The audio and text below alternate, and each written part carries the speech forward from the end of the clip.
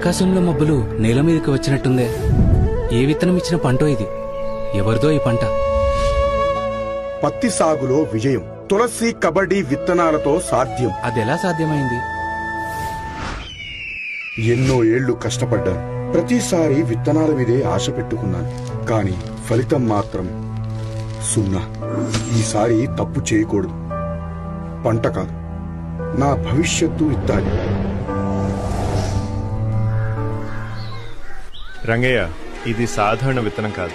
నాణ్యతలో బలం ఉంది, ఫలితంలో నిజం ఉంది.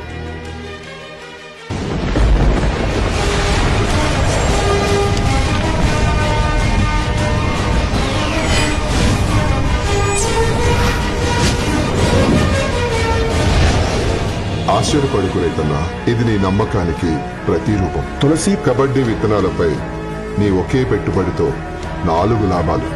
తులసి కబడ్డీ విత్తనాలతో 100 రోజుల్లోనే నీ చేతికి పంట వస్తుంది. మొదటి పంట త్వరగా చేతికి రావడంతో రెండో పంటకి అనుకూలం.